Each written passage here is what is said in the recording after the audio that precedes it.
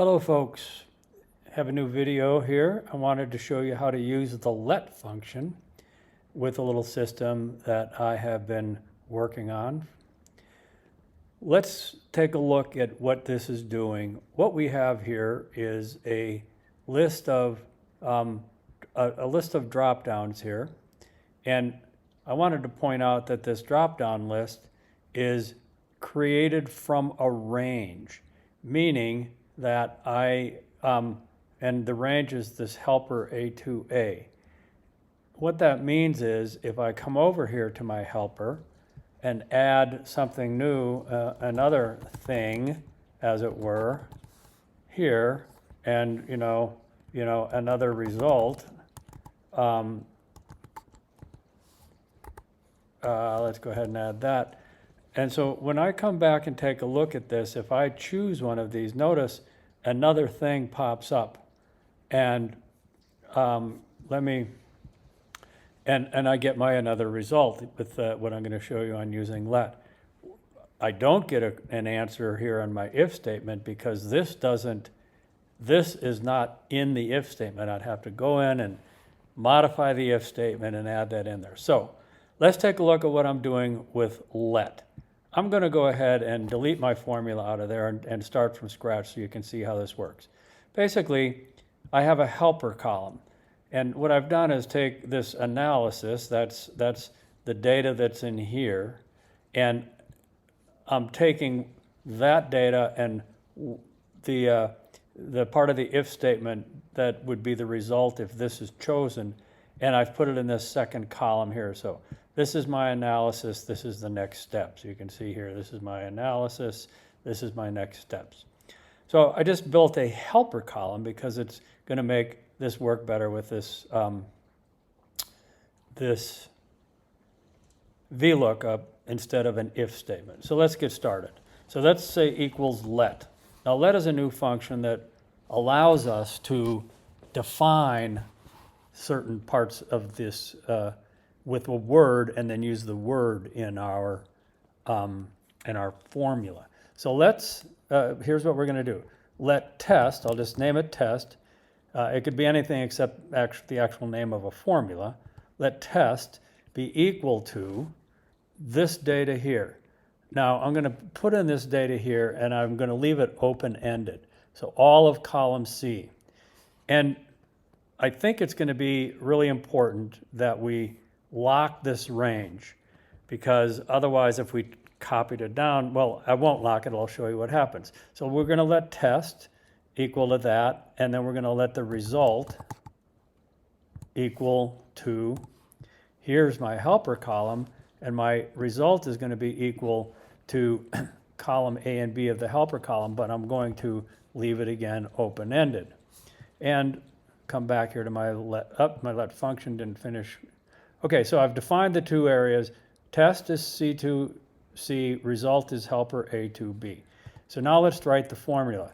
The formula is going to be a VLOOKUP, and a VLOOKUP, now I don't have to come over here and say I want to use this.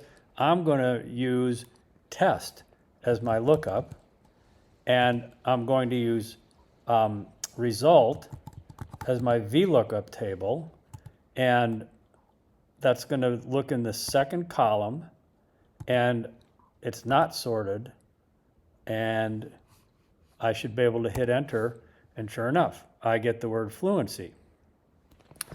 Now, as you can see in this case, this formula, if formula, has been copied down.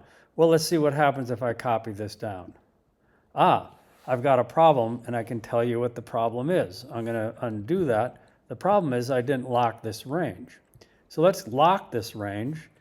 On a Mac, it's function F4. I'm locking the range because it's always going to be C2C, and my result column is always going to be A2A of the helper sheet.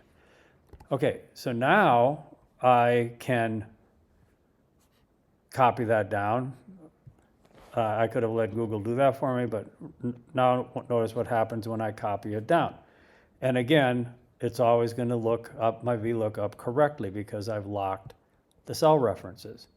I still don't like it because I got those NAs. Let me go back and redo that again.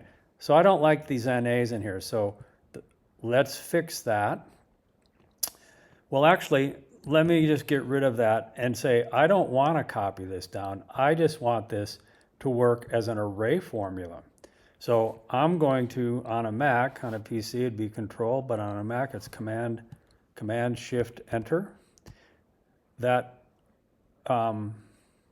oops, let me see, I did something wrong there, Command Z. Let's get into this formula and do Command Shift Enter. And that turns this formula into an array formula. It wraps my formula into an array formula. Aha, so now with a single formula, I have almost what I need. I don't want to see these NAs in here. So I will then take my array formula, I'll wrap it with an IFERROR formula, and then I'll trail that with a comma because I don't want anything to happen. I'll close it out. And now my NAs are gone. So now notice as I add new functions in here, it continues to work. I don't have to copy this down. And one of the things you can see if I choose one of these, let me go back up here because I had shown you that I've got another thing in here. I need to make sure that all of these are the same formula. Let's go ahead and change these to the different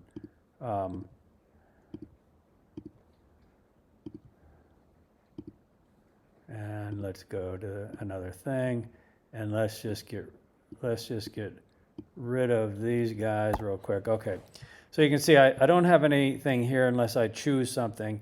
And notice when I went over to my helper column and I added two of these columns in here, then the drop-down menu, because of the way I set up the drop-down, is using those.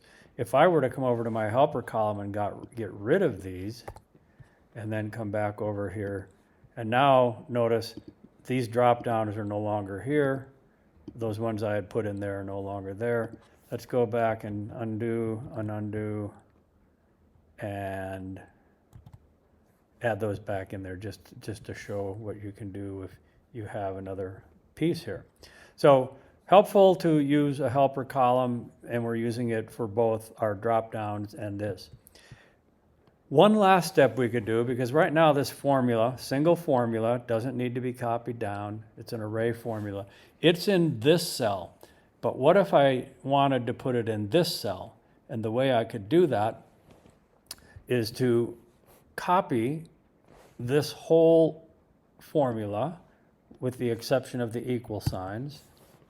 And then I could come in here and turn this into an array literal. And the way I'm going to do that, I'm going to go equal, open curly bracket, quotation, quotation, semicolon, paste in my formula, and close with my curly bracket. And if I do that, I get an error, but it gives me an error because I have to get rid of all the data that's here, which I will do. And now notice, one formula here, no formulas here, automatically works as you, without copying it down, and a lot easier than trying to deal with managing a big long if statement that you can copy down, but I believe using a helper column, not only in the VLOOKUP in a single cell, but also in the drop-down menu where I can add something like this and actually still get a result without having to come in here and modify my if statement.